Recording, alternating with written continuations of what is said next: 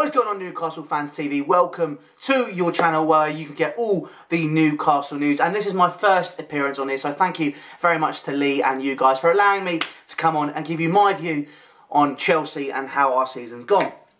So obviously, we're playing each other in the early kickoff tomorrow, or it might be today, depends on when this video comes out.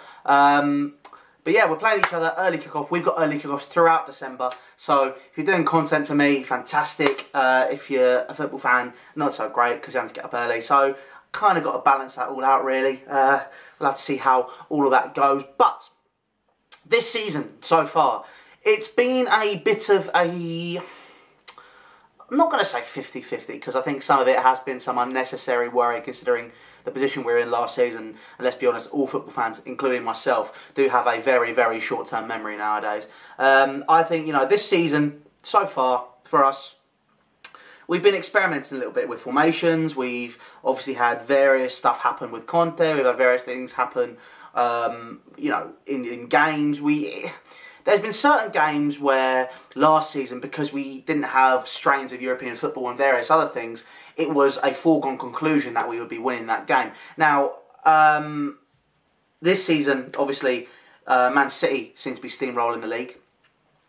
And we are being left in the dust, as it were, considering very early on we weren't getting the necessary results. Our transfer window was not ideal. We lost out on some key transfer targets. Alex Oxlade-Chamberlain, thank God we lost out on him in the long term. Thank you for that. But obviously we lost out on him.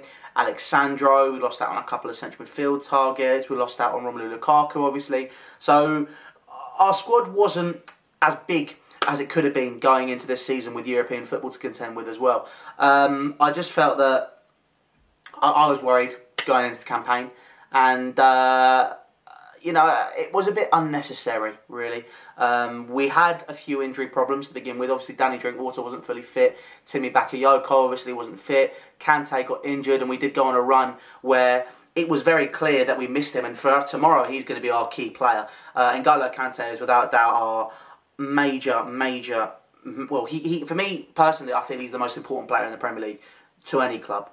You could see that so clearly in how clearly we missed N'Golo Kante. Now that he's come back, our results started picking up. Obviously, we won 1-0 against Man United, and we've started wearing clean sheets. You know, after Man United as well, I think we had 4 consecutive clean sheets, including the Champions League games. So our defence is pretty formidable at the minute. Going forward as well, obviously Hazard and Morata have been so key for us this season. You know, they've developed a partnership. Obviously, we started with a 3-4-3. We played Fabregas in that midfield role alongside Kante, and later on Bakayoko and Kante was injured, and it just didn't work.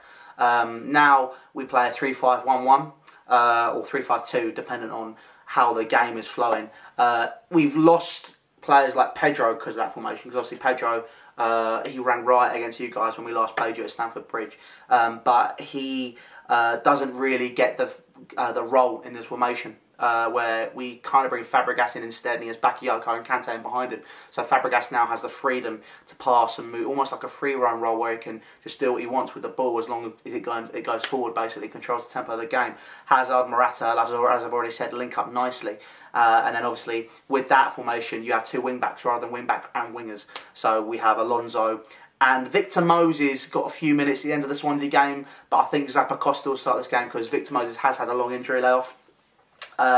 So it's going to be interesting to see how it works against you guys, because I personally, for me, I've always felt that Newcastle were a very, very hard team to play. Obviously, there was the season you went down, that was a blip, but for me personally, I feel whenever we play you guys, and in any game in general, normally I'm quite pessimistic, but there's always a certain edge to it, because Newcastle, as a team and as a club, are a very driven, very passionate club. You know, they have very, very set vision of how they play. And when you guys came out and attacked Man United, obviously, it was very different. Normally, you guys are quite conservative against them, but I thought, you know, it shows that, you know, the tune is back, I guess is one way of putting it. And, you know, Newcastle are making a very good run of it so far this season, I felt. Rafa Benitez, obviously, coming back to Stamford Bridge.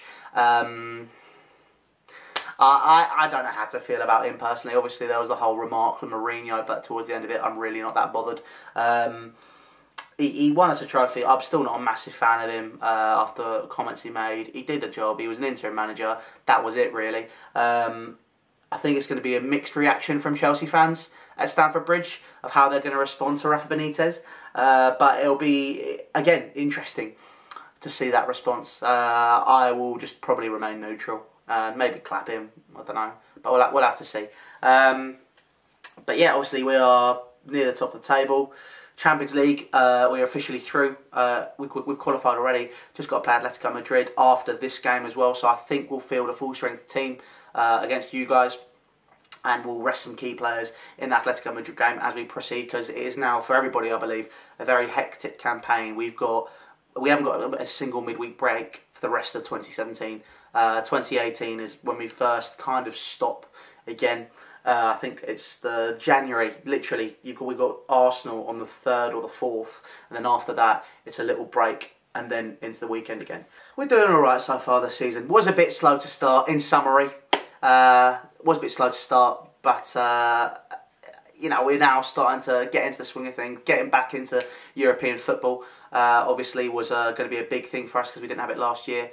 But now it's shaping up okay. We're not going to win the league. I didn't think we were when we first came into this season. I would say, personally for me, I was going to be happy, dependent on what draw we get in the Champions League. I'd be happy with quarterfinals, top 4, and it'd be nice maybe to add the League Cup or the FA Cup as a trophy this year. Best of luck to you guys in the game, in tomorrow's game. I hope you enjoy it. Hope you enjoy the content as well that's on Newcastle Fans TV. Obviously, if you want to see what Lee said about you guys, make sure you head over to 100%Chelsea and you can hear everything that he said and on your opposition analysis as well as that we are going to have match day content. If any of you guys are at the game, please don't hesitate to come and say hello. It's nice. I like to do opposition fan cams. I like to get the opposition view rather than just a very Chelsea direct view. I like to kind of open the floor to anybody. So if you guys want to come across and see us, we're opposite the Britannia Gate. If you ask for direction source, I want to show you where we are. But yeah, make sure you come say hello. If not, make sure you subscribe to Newcastle Fans TV for all of your Toon content. They've got everything on it. It's fantastic. I've been watching it for a little while. They had my mate on it, a new Crystal Palace fan, Ollie. 3 weeks ago, I went to school with him, so yeah, it's good to see that everyone's kind of developing and all coming together and working together. Yeah, but anyway guys, take care, and thank you for having me.